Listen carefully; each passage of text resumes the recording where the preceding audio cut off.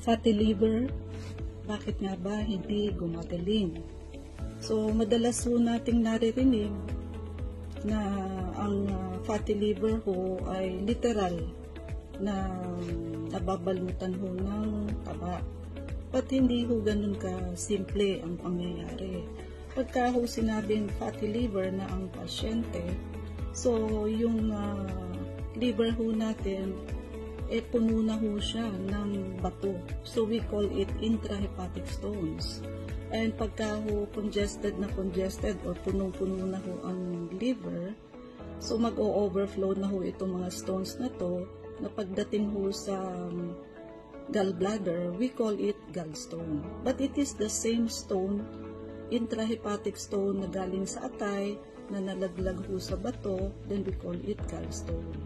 Ngayon, hindi ho ito